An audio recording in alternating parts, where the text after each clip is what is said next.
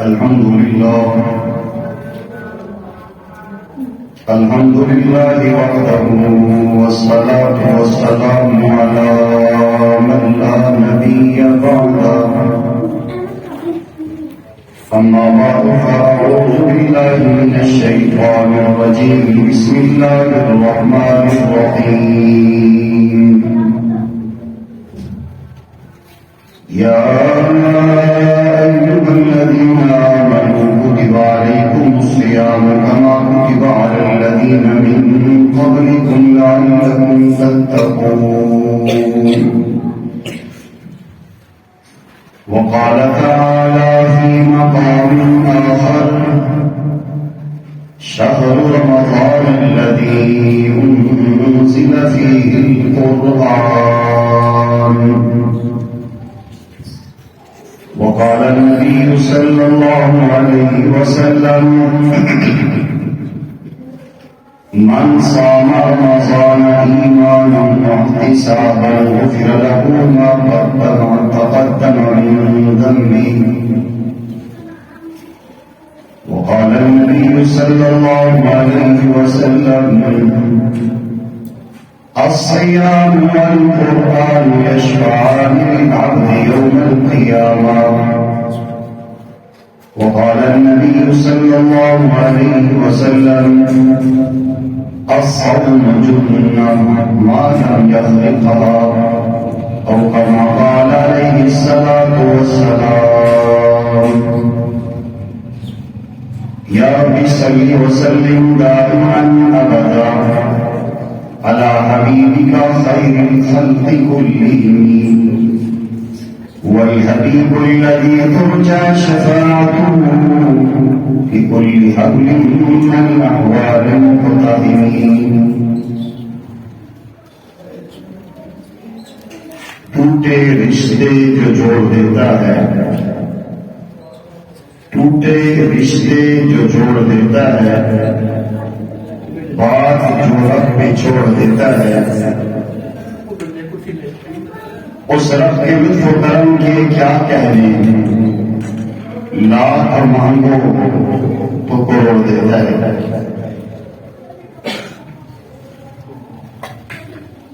اللہ جل جلالہ کا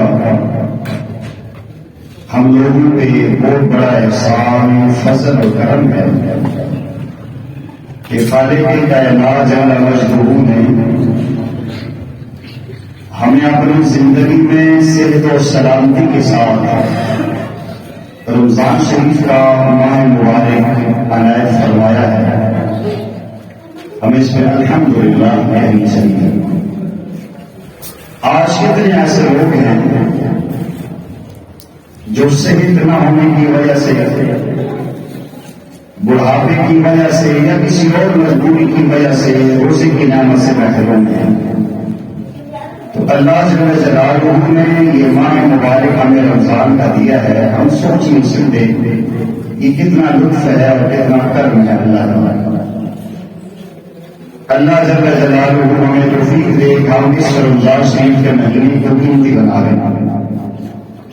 امام ربانی الفسانی رحمۃ اللہ علیہ اپنی مطلوبات میں لکھتے ہیں کہ جس طرح قرآن کریم کا دن سورہ یاسین ہے ایسے ہی پورے سال کے 12 مہینوں کا دن رمضان شریف ہے. اور آپ ہی ارشاد فرماتے ہیں کہ یہ رمضان شریف کا ماہ مبارک آنے والے پورے سال کا ایک نمونہ ہے. جو بندہ یہ چاہتا ہے کہ میرے رمضان کے بعد سے اگلے رمضان تک کا یہ پورا جو سال کا پروسیس ہے یہ جیسے گزارنا چاہے وہ گزار سکتا ہے. اس رمضان شریف میں جو بندہ جو بھی عبادت دلجمی کے ساتھ کرے گا اللہ جل جلالہ کی خاص محبت نبی کریم صلی اللہ علیہ وسلم کے عشق میں ڈوب کے کرے گا. علماء فرماتے ہیں پورا سال اللہ یہ کیفیت اس کو عطا فرمائیں گے. اور اگر آپ اس کو دیکھیے کہ اللہ جل جلالہ نے رمضان شریف کا ماہ مبارک جو فرض کیا ہے یہ اہل ایمان کی روحانی ورکشاپ ہے. ہر کمپنی کا ہر ادارے کا ایک ضابطہ ہوتا ہے اپنے لوگوں کو سال میں ایک دفعہ ورکشاپ کرواتے ہیں. اس ورکشاپ کا مسئلہ یا مقصد یہ ہوتا ہے کہ وہ اپنے اصول اور ضابطے اچھے انداز میں مستحضر کر لیں اور ان کی جو کمزوریاں ہیں وہ دور ہو جائیں اور جو ادارہ ہے وہ اچھے اور بہترین انداز میں آگے اپنے کام کو جاری رکھ سکے. اسکول میں، کالج میں، یونیورسٹیوں میں بھی ایسے ورکشاپ کا انتظام ہوتا ہے. مطلب یہ ہوتا ہے کہ ان کے اندر نالج کا اضافہ ہو. آپ نے بہت سے استفادہ کر کے اپنی فیلڈ میں جو کمزوری ہے وہ دور کی جائے. تو اللہ جل جلالہ نے بھی اہل ایمان کے لیے رمضان شریف کی یہ جو گھڑیاں ہیں یہ روحانی ورکشاپ بنائی ہیں کہ انسان پورے سال میں جن اعمال میں کمزوری کر گیا ہے، نماز میں سستی ہوئی ہے، تلاوت میں سستی ہوئی ہے، نوافل نہیں پڑھ سکا، صدقہ خیرات نہیں کر سکا، تو اللہ جل جلالہ نے ایسا ایک ماحول عطا کیا ہے کہ جس کے اندر اس کے لیے اعمال کرنا بڑا آسان ہے، مشکل بھی نہیں. سب سے زیادہ مشکل گھڑی وہ ہوتی ہے کہ انسان عمل کر رہا ہو، کام کر رہا ہو اور اس کا دشمن چکنا ہو اور اس کے نام میں رکاوٹ ڈال رہا ہو. عام طور پہ ایسا ہوتا ہے. انسان کہتے ہیں جی میرے دل میں بڑے جذبے ہیں، میں بڑا کام کرنا چاہتا ہوں، لیکن ایسی رکاوٹیں حائل ہیں کہ میں اس کام میں آگے بڑھ نہیں سکتا. تو اللہ جل جلالہ نے اس اشکال کو ذہن سے صاف کرنے کے لیے پہلے اعلان کر دیا کہ تم عبادات کھول کے کرو، تمہارا جو دشمن ہے سو میں نے جکڑ لی ہے. اب وہ تمہیں گمراہ نہیں کر سکے گا، تمہارے اعمال ضائع نہیں کر سکے گا، تمہیں نیکی کے راہ میں روک نہیں سکے گا. آپ الحمدللہ یہاں فجر میں 10 حدیث سماعت کرتے ہیں.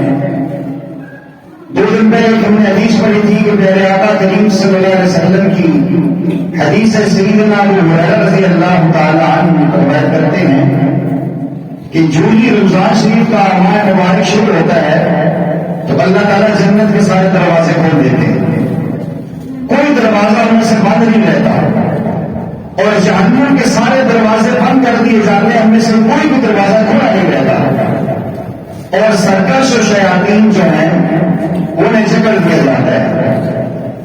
اور اس کے بعد اللہ جل جلالہ کی طرف سے منادی اعلان کرتا ہے یا باغی الخیر اقبل و یا باغی الشر اقصر، اے خیر کی طرف قدم بڑھانے والے آگے آؤ. راستہ امان ہے، فضا کھلی ہے، زمین زرخیز، اب بیج ڈالنے کیونکہ اور آمان کرتا ہے. اور اے بد نصیب جو سارا سال گناہ کرتا ہے، برائیاں کرتا ہے، بس کرتا ہے. ان گھڑیوں میں تمہیں گناہ نہیں کرنا چاہیے. تو یہ ہر بات میں اللہ کی طرف سے منادی اعلان کر رہا ہے اور بار بار باخبر کر کے ہمیں سمجھا رہا ہے ہماری قیمتی گھڑیاں ضائع نہ ہو جائیں. جب بھی کہیں بھی کوئی خطرہ ہوتا ہے سائرن بجتا ہے. حملے کے قریب رہتے ہیں، جب بھی طوفانی بارشیں ہوتی ہیں، پانی کا بہاؤ بڑھتا ہے تو سائرن بجتے ہیں یا کسی انداز میں ریسکیو کی ٹیمیں آ کے پل پہ کھڑی ہو جاتی ہیں. یہ اس بات کی علامت ہوتی ہے کہ بستی والوں تمہارے لیے خطرے کی گھڑی ہے، اپنے آپ کو سنبھال لو. جسمانی اعتبار سے کوئی سیفٹی کرنی ہے وہ کر لو، یا اللہ جل جلالہ سے اپنا تعلق جوڑ کے دعائیں کر لو، آنے والی اس مصیبت سے تم بچ جاؤ. بالکل اسی انداز میں اللہ جل جلالہ کی طرف سے سائرن بج رہے ہیں، اعلان کیے جا رہے ہیں خیر کی طرف بڑھنے والوں آگے آؤ. مسجد میں پرنور فضائیں آپ کا انتظار کر رہی ہیں، فرشتے آپ کا استقبال کر رہے ہیں. اور یقین کریں میں حیران ہوتا ہوں کہ اللہ جل جلالہ نے کتنا عجیب انتظام کیا ہے. اس کائنات میں 8 فرشتے ہیں جنہیں اللہ کی عرش کو اٹھانے کی سعادت حاصل ہے، وہ اللہ کی عرش کو اٹھاتے ہیں. بعض فرشتے ہیں جو مرے اعلیٰ پہ اپنی ڈیوٹیاں سے انجام دیتے ہیں. پیارے آقا کریم صلی اللہ علیہ وسلم کو فرمانے کہ وہ 8 فرشتے رمضان کے مہینے میں عرش کو چھوڑ دیتے ہیں. اللہ فرماتے ہیں یہ میری قدرت سے کھڑا رہے گا تم اتر جاؤ زمین میں.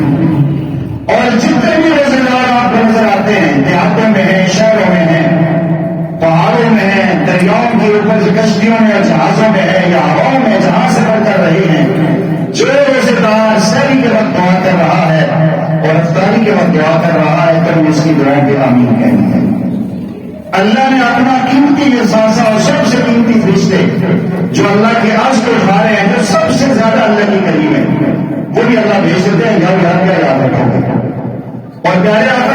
صلی اللہ علیہ وسلم نے فرمایا کہ رمضان شریف کے اندر جو اہل ایمان سحری کھاتے ہیں، آپ نے اکثر یہ بھی سنی، اس کے لیے سمندر میں مچھلیاں دعائے رحمت کرتی ہیں، دلوں میں چوٹیاں دعائے رحمت کرتی ہیں، ہواؤں میں پرندے ان کے لیے دعائے رحمت کرتے ہیں، اور آسمان میں فرشتے ان کے لیے دعائے رحمت کرتے ہیں۔ اتنی زیادہ حسین گھڑیوں میں اپنے قیمتی لمحات میں بھی میں اور آپ یا کوئی اگر ایمان سے محروم رہتا ہے، آپ خود اندازہ لگائیے اس کے بارے میں ہم کیا کہیں۔ پیارے آقا کریم صلی اللہ علیہ وسلم نے فرمایا الصوم جنہ، یہ روزہ ایک ڈھال ہے، معلوم یخرق کا، جب تک تو اسے پھاڑے نہیں۔ پوچھا گیا یا رسول اللہ صلی اللہ علیہ وسلم یہ کس کے لیے ڈھال ہے؟ فرمایا کہ یہ دو طرح کے لوگوں کے لیے ڈھال ہے، دو چیزوں سے، بلکہ تین چیزوں سے۔ ایک یہ جو روزہ ہے یہ انسان کے سرکش شیاطین اور نفس کی طرف سے ڈھال ہے، کہ وہ انسان جو روزہ رکھتا ہے اگر روزے کی شرائط اور آداب کو بروئے کار لاتا ہے، شیطان، جنات، سرکش چیزیں اس کے قریب نہیں آ سکتی، یہ آگے ڈھال بن جاتا ہے۔ انسان کو گناہ کرنے کا دل میں خیال بھی نہیں آ سکتا اگر انسان روزہ رکھتا ہے۔ علماء فرماتے ہیں رمضان کے علاوہ جس انسان کو گناہوں کے وسوسے سے زیادہ آتے ہیں، زیادہ گناہ کرنے کا دل کرتا ہے، وہ نفلی روزہ رکھے، اور نفلی روزوں کی برکت سے اللہ گناہوں سے اس کو بچا لیں گے۔ یہ تو فرضی روزے، تو اگر روزے کو آداب و شرائط کے ساتھ ہم رکھیں گے تو یہ نفس اور شیطان کی راہ میں رکاوٹ بن جائے گا۔ یہ نفس ہی ہے جو انسان سے گناہ کرواتا ہے، نفسانی خواہشات ہوتی ہیں، یہ کر لو، یہ کر لو، یہ کر لو، تو روزے کی وجہ سے نفس انسان کا مغلوب ہو جاتا ہے، روزہ غالب ہو جاتا ہے۔ اور دوسری چیز فرمایا کہ دنیاوی پریشانیوں اور مصیبتوں سے روزہ ڈال بن جاتا ہے۔ جب انسان صحیح معنی میں روزہ رکھتا ہے، اللہ جل جلالہ مصیبتوں اور پریشانیوں سے اس کو بچا لیتے ہیں، یہ پکی بات ہے۔ اور تیسری اور عام ڈھال قیامت کے دن دوزخ کے عذاب سے یہ انسان کو بچائے گا۔ اچھا روزہ ٹوٹتا کیسے اور روزے کی ڈھال خراب کیسے ہوتی ہے؟ ہم لوگوں نے عام طور پہ اپنے کنسپٹ میں یہ بات سوچ لی ہے کہ روزہ صرف کھانے پینے سے بچنے کا نام ہے، ہم کھائیں گے نہیں، پیئیں گے نہیں صبح سے لے کر شام تک، ازواجی تعلقات قائم نہیں کریں گے تو روزہ ہو جائے گا۔ جو لوگ اس کا اہتمام کرتے ہیں، کھاتے پیتے نہیں ہیں، ازواجی تعلقات سے بچتے ہیں، اس کے باوجود انہیں روزہ رکھتے ہیں، اور روزے کے اندر ان کی لڑائی جھگڑے ہوتے ہیں، گالی گلوچ ہوتی ہے، سب ہو رہی ہوتی ہے۔ کیوں؟ کہ انہوں نے روزے کے فلسفے کو سمجھا ہی نہیں ہے۔ روزہ صرف کھانے پینے سے بچنے کا نام نہیں ہے، روزہ اپنے تمام اعضاء و جوارح کو گناہوں سے روکنے کا نام ہے۔ اور یہ پیارے آقا کریم علیہ السلام کا فرمان میں عرض کرتا ہوں، سیدنا ابو ہریرہ رضی اللہ عنہ فرماتے ہیں کہ پیارے آقا کریم صلی اللہ علیہ وسلم سے ایک صحابی نے کہا کہ یا رسول اللہ صلی اللہ علیہ وسلم، میں سب سے بڑا عبادت گزار بننا چاہتا ہوں۔ رمضان عبادت کا دن ہے، ایسا عبادت کا مہینہ ہے۔ پیارے آقا کریم صلی اللہ علیہ وسلم نے فرمایا کہ اپنے جسم کو گناہ کرنے سے روک لو، دنیا میں سب سے بڑے عبادت گزار بن جاؤ گے۔ کیا مطلب؟ انسان کو لمبی لمبی نفلیں پڑھنے کا مزہ تب آئے گا، قرآن کی زیادہ تلاوت کا مزہ اور سرور تب آئے گا کہ جب اس کا اپنا من صاف ہوگا۔ انسان کے جسم سے گناہ ہو رہے ہیں، عبادتیں کر رہا ہے، نوافل پڑھ رہا ہے، لیکن دل میں کلکر نہیں ہو رہے۔ اس کی مثال ایسے ہے کہ نیچے سے پانی ٹینکی میں جا رہا ہے اور آگے ٹینکی میں سوراخ کیے ہوئے تو پانی سوراخوں سے باہر جا رہا ہے۔ پانی کے محفوظ کرنے کی پہلی شرط ہے کہ جس برتن میں پانی ڈال رہی ہے وہ تمام سوراخوں سے بند ہو، تمام نل کے آگے سے بند کیے جائیں، تب اس کے اندر پانی جمع ہوگا۔ بھلے تھوڑا تھوڑا جاتا رہے لیکن پانی سے ٹینک بھر جائے گا۔ اور اگر پریشر سے آپ پانی ڈالیں اور اس کی ٹوٹیاں کھول دیں یا اس میں سوراخ کر دیں، وہ چند میں جو باقی رہے گا پھر ٹینکی خالی ہو جائے گی، چونکہ پانی بند ہوگا۔ تو یہ آنکھ کی ٹوٹی ہے۔ آج بندہ روزہ رکھتے ہیں، آنکھ سے بد نظری کر رہا ہے۔ کان، یہ روزے کی ضائع کرنے کی ڈیوٹی ہے، روزہ بھی رکھا ہے، لیور سن رہا ہے، گانا سن رہا ہے، روزہ روزہ رکھے دماغ میں پراگندہ خیالات لا رہا ہے، روزہ رکھے ہاتھ سے غلط چیزیں پکڑ رہا ہے، روزہ رکھے غلط رخ پہ چل کے جا رہا ہے، تو روزے کا کوئی فائدہ نہیں کرتا۔ یہ روزہ ڈھالی نہیں ہے، اس نے روزہ خراب کر دیے۔ اس لیے مجھے آپ کو چاہیے کہ ہم روزے کی آداب کا خیال رکھیں۔ نبی پاک صلی اللہ علیہ وسلم نے فرمایا کہ جب بھی بندہ آپ سے جھگڑا کرے، آپ کے ساتھ غلط بات کہے تو کہیں نسائن میں روزے دار ہوں، یہ روزے کا لفظ ایسا ہے کہ اس کو جھٹکا لگتا ہے، مجھے احتیاط کرنی چاہیے۔ اصل وجہ میرے بزرگ اور بھائی اور دوست اور میری مسلمان بہن بھی ہے کہ ہم نے روزے کے فلسفے کو سمجھا ہی نہیں ہے۔ ہمیں چاہیے کہ روزے کے ساتھ ہی گناہوں کو دور کر دیں۔ جب اللہ جل جلالہ نے گناہوں کے اسباب روک دیے، گناہوں کے ذرائع بند کر دیے، پھر ہمیں گناہ نہیں کرنا چاہیے۔ ایک بندہ بیت اللہ شریف میں عمرے کے لیے جائے، آج کے لیے جائے، وہاں جا کے گناہ کرے، پھر لوگ کیا کہیں گے ظالم تو پیسہ ضائع کرنے میں کیا فائدہ تھا؟ انسان کو اگر حج عمرے کے لیے جاتا ہے تو یہ علماء فرماتے ہیں یہی سے گناہ سے توبہ طے ہو جاؤ کہ میں پاک صاف ہو کے آ جاؤں۔ جیسے کوئی بندہ اگر بیت اللہ شریف میں جا کر چوری کرتا ہے، وہاں جا کے فراڈ کرتا ہے، وہاں جا کے غلط بات کرتا ہے، اس کو ہم سب کو برا لگتا ہے، تو یہ رمضان کا مہینہ بھی ایسے مقدس ہے، اس ماہ مبارک میں بھی ہمیں ان چیزوں سے بچنا چاہیے۔ لیکن ہم عجیب انداز میں دیکھتے ہیں، آپ میں سے اکثر کے ذہن میں یہ سوال بھی آتا ہوگا، حدیث میں آتا ہے کہ رمضان شریف کا مہینہ شروع ہوتا ہے، جہنم کے دروازے بند ہیں، جنت کے دروازے کھلے ہیں، سرکش شیاطین جگڑے ہوئے ہیں، پھر گناہ کیوں ہو رہے ہیں، پھر فراڈ کیوں ہو رہے ہیں، پھر زنا کیوں ہو رہا ہے، پھر یہ لڑائی جھگڑے کیوں ہو رہے ہیں؟ شاہ ولی اللہ محدث دہلوی رحمہ اللہ نے اپنی شرح افعال کتاب حجت اللہ البالغہ میں لکھا ہے کہ انسانوں کی مختلف کیٹیگریز ہوتی ہے، مختلف اس کے حصے ہوتے ہیں، قسمیں ہوتی ہیں مسلمانوں میں سب سے بہترین طبقہ وہ ہوتا ہے جو اللہ جل جلالہ کے مخلصین لوگ ہوتے ہیں۔ وہ رمضان ہو یا نہ ہو، نیکی کے دن ہو یا نہ ہو، وہ گناہ نہیں کرتے، ہر آن ہر گھڑی اللہ جل جلالہ کی محبت میں، نبی مہربان صلی اللہ علیہ وسلم کے عشق میں ڈوبے ہوتے ہیں۔ رمضان کے علاوہ ان کی نگاہیں شرم سے جھکی ہوتی ہیں اور وہ اپنے آپ کو غیبت سے چغلی سے بچاتے ہیں۔ ان کے لیے پورا سال رمضان کی طرح ہوتا ہے، انہیں وہ لطف کرم آتا ہے رمضان کی کسی گھڑیاں بھی شروع نہیں ہوتی۔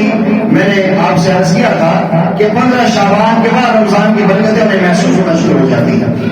ان کے لیے تو واقعہ یہ بخشش کا اور مغفرت کا مہینہ ہے۔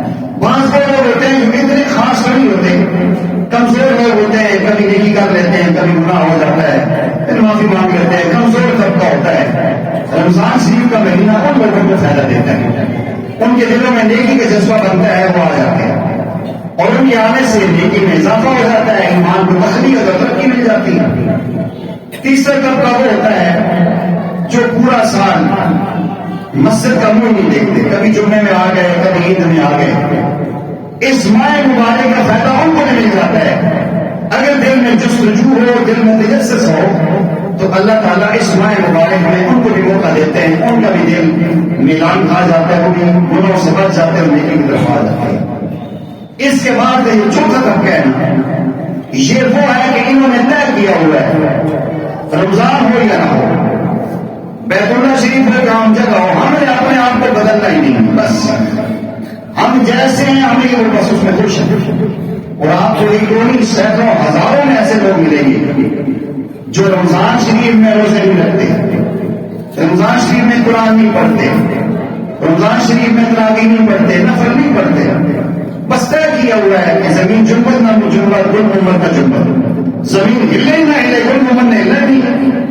اب جن بندے نے طے کیا کہ میں نے نیکی کرنی نہیں تو اللہ مجبور بنی، اللہ کے فرشتے اتنے محتاج زمین کو سی ملتے کر گیا تو آج ہی بابا جی آگے پڑھ۔ اللہ جل جلالہ نے قرآن میں پہلے اعلان کیا ہے ان اللہ لا یغیر ما بقوم حتی یغیروا ما بانفسہم، کہ اللہ جل جلالہ نے آج تک اس قوم کی حالت کو نہیں بدلا جسے خود احساس نہ ہو اپنی حالت کے بدلنے۔ بارش ہو رہی ہے، موسلادھار ہو رہی ہے، ایک بندہ بارش میں کھڑا ہے، آپ اسے کہتے ہیں بھائی شیڈ کے نیچے آ جاؤ، میری امبریلا ہے، چھتری کے نیچے آ جاؤ، نہیں آنا۔ تو اب اس کے اندر چھتری کا قصور تو نہیں ہے بھائی، اس کے اندر چھت کا قصور تو نہیں ہے نا، پاس گاڑی کھڑی ہے، ڈرائیور کہتے آ جاؤ، وہ نہیں آ رہا تو اس کو باتیں سناتے ہیں نا، وہ خود نہیں آنا چاہتا تو ہم کیسے چھڑا سکتے ہیں؟ تو یہ اکثر جھگڑے ان سے ہوتے ہیں، اکثر گالی گلوچ ان کی منہ سے نکلتی ہے جنہوں نے اپنے آپ کو بدلنے کا سوچا ہی نہیں، اور اس سے اللہ کی ذات کو کوئی فرق نہیں پڑتا۔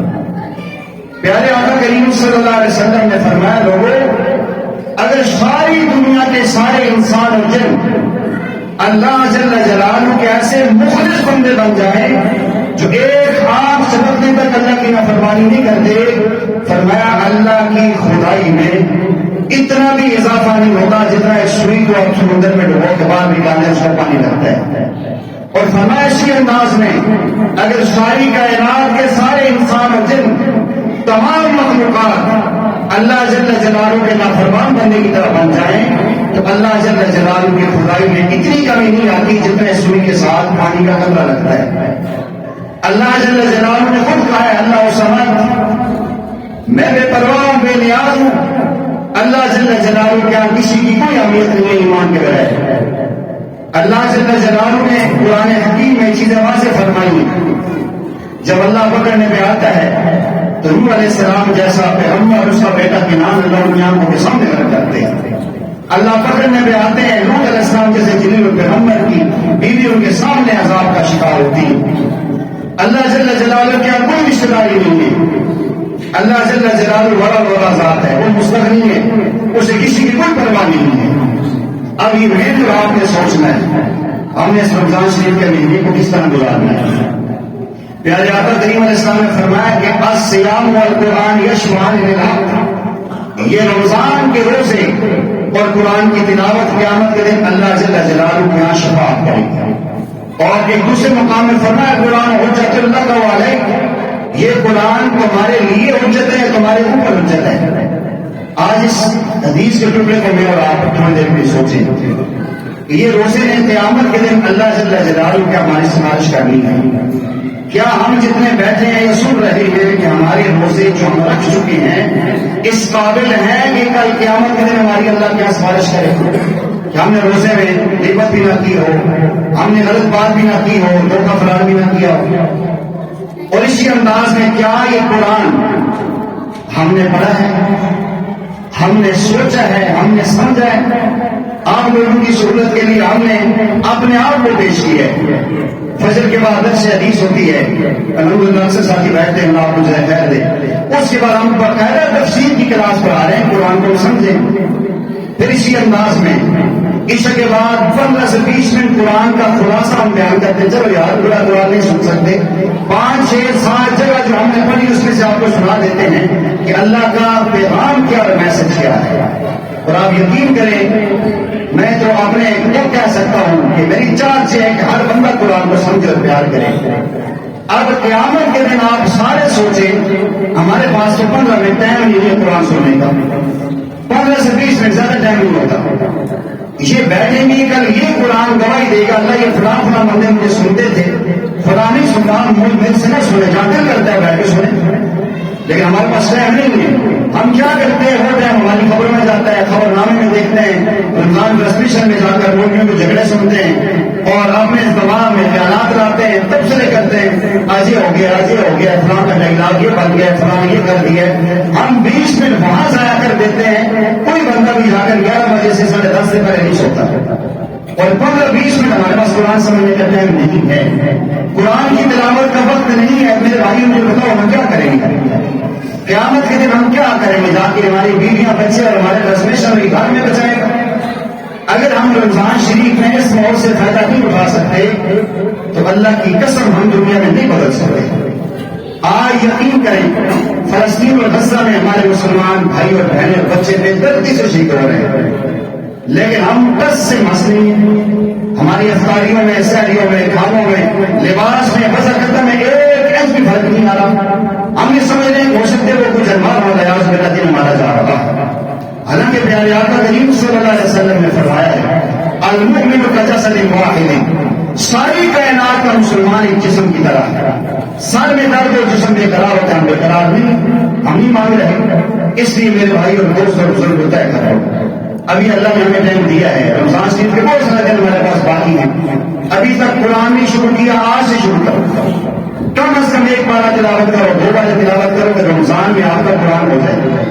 پیارے آقا کریم صلی اللہ علیہ وسلم نے فرمایا کہ رمضان میں ایک عمل 70 گنا تک بڑھ جاتا ہے، ایک سپارہ پڑھیں گے 70 سپاروں کا ثواب ملے گا، ایک قرآن مکمل کریں گے 70 قرآن کا ثواب ملے گا۔ ہو سکتا ہے زندگی میں ہم 70 قرآن نہ پڑھ سکے، قرآن پڑھ لیں، تراویح میں پورا قرآن سن لیں، 70 قرآن سننے کا ثواب ملے گا، ایک فرض پڑھیں گے 70 گنا بڑھ جائے گا، ایک نفل کریں گے 70 نفلوں کے یہ فرض کے برابر ہو جائے گا، 70 نفل بنا۔ آج کوشش کریں ہم دعائیں مانگے، روزانہ اٹھتے ہیں، میں نے رمضان سے پہلے بھی عرض کیا تھا، روزانہ ہم اٹھتے ہیں سحری میں، بھائی صاحب 5 منٹ لگتے ہیں یار، ہاتھ منہ تو ویسے نہیں دھونے، استنجا کر کے ہاتھ منہ کے ساتھ پورے وضو کر 2 نفل پڑھ لو سر۔ اور میں بڑے دعوے سے کہہ رہا ہوں، حدیث اور قرآن اور سنت کو سامنے رکھتے ہوئے اور مشائخ و علماء کے اقوال کو، اگر جو بندہ رمضان میں تہجد کی پابندی کرے، رب کعبہ کی قسم پورے 11 مہینے اللہ اس کو توفیق عطا فرمائے۔ جو رمضان میں غیبت سے اپنے آپ کو بچا لے، جو رمضان میں جھوٹ سے اپنے آپ کو بچا لے، جو رمضان میں بدکاری سے اپنے آپ کو بچا لے، پورے سال اللہ اس کو توفیق دے گی۔ میں نے ابتدا میں عرض کیا ہے، یہ سیمپل ایک نمونہ ہے پورے سال کے لیے، اب آپ نے اور میں نے خود طے کرنا ہے کہ میں اگلے 11 مہینے کیسے گزارنا چاہتا ہوں۔ اگر آپ نہیں بدلیں گے، میں نے ابتدا میں عرض کیا ہے، اللہ جل جلالہ کوئی مجبوری نہیں ہے، اللہ جل جلالہ چاہتے ہیں عرب سے اٹھا کے دین اعظم کو دے دیے، عربی ترس رہے ہیں، عربیوں میں حفاظ علماء نہیں ہیں، عجم کو اللہ نے پاکستان ہندوستان کا نوازا ہے، پورے حفاظ علماء ہمارے پاس موجود ہیں۔ اللہ میرا بھی محتاج نہیں، میں نہیں کروں گا بات آپ سے حق سچ کی، اللہ کسی اور سے بات کروا دے گا۔ اللہ جل جلالہ قبیلوں سے کام لے لیتے ہیں، اللہ جل جلالہ مکڑیوں سے کام لے لیتے ہیں، اللہ جل جلالہ اپنی عصمت کے ڈنڈ کے چونٹیوں سے بجوا دیتے ہیں، اللہ کسی انسان کے محتاج نہیں۔ اس لیے فرمایا اگر تم نہیں کرو گے، یستبدل قوما غیرکم، اللہ تمہیں تبدیل کر کے دوسری قوم لے آئے گا۔ اللہ نے اپنی عزت کا ڈنڈا بجانا ہے، اللہ نے اپنے محبوب کی عزت کو 4 چاند لگانے ہیں، اس لیے میں اور آپ سعادت سمجھیں کہ اللہ ہم سے دین کا کام کریں گے۔ اس لیے آج سے عزم کریں، جتنے دن باقی ہیں انشاءاللہ ہم غیبت نہیں کریں گے، انشاءاللہ ہم دھوکہ نہیں کریں گے، انشاءاللہ ہم فراڈ نہیں کریں گے، کسی کا دل نہیں دکھائیں گے، کوئی ایسا جملہ نہیں بولیں گے جس سے کسی مسلمان کو تکلیف ہوگی، جنت کا منظر بن جائے گا۔ اور یہ پورے سال اللہ ہمیں توفیق دیں گے، اور سب سے بڑی بات یہ ہے کہ اللہ میری آپ کی بخشش کا اعلان کر دیں گے۔ اس لیے ٹوٹے رشتے جو جوڑتا ہے، بات جو رب پہ چھوڑتا ہے، اس رب کے کیا کہنے، لاکھ مانگو کروڑ دیتا ہے۔ اللہ جل جلالہ کا منادی ہر وقت اعلان کرتا ہے، ہر رات آسمانوں پہ اعلان ہوتا ہے کوئی معافی مانگنے والا، ہے کوئی رزق مانگنے والا، ہے کوئی عزت مانگنے والا، ہے کوئی اولاد مانگنے والا۔ اگر ہم خود نہ مانگے اس میں کیا ہو سکتا ہے؟ ہم تو کہتے ہیں ہم تو سائل ہیں، جن ہم تو دے رہے ہیں، ہم بہرے بے کنار ہیں، گویا اللہ یہ کہہ رہے ہیں ہم بہرے بے کنار ہیں، کوئی سائل ہی نہیں، ہمراہ دکھائیں کس کو کوئی راہ منزلی۔ اللہ نوازنا چاہتا ہے، سمندر رحمت کے کھولے، ہمارے ہاتھ ہی نہیں اٹھتے۔ اللہ منزل پہ چلا کے مدینہ پہنچانا چاہتے ہیں، ہم چلنے کو تیار ہی نہیں۔ آج عزم کریں کہ جو بدیوں کو تعلیم ان کو چھوڑیں، آج ایک نیا مسلمان بن کے زندگی گزارے، تاکہ یہ رمضان میری اور آپ کی زندگی کا بہترین رمضان ہے۔ کتنے لوگ ہمارے رشتے داروں میں ایسے ہیں کہ آج بھی گزشتہ رمضان میں ہمارے ساتھ تھے، اور ہم جتنے بیٹھے ہم میں سے کسی کو نہیں پتا کہ آنے والا رمضان ہمیں ملتا ہے کہ نہیں ملتا۔ ہر دن کو زندگی کا آخری دن سمجھیں، ہر لمحے کو زندگی کا آخری لمحہ سمجھیں، اور اللہ کے نبی کا محبوب بن کے زندگی گزاریں۔ علامہ اقبال نے بہت پیاری بات کہی تھی، کہا تھا کہ محمد کی غلامی دین حق کی شرط اول ہے، اگر ہو اس میں کچھ شامل تو سب کچھ نامکمل ہے۔ وآخر دعوانا الحمد للہ رب العالمین۔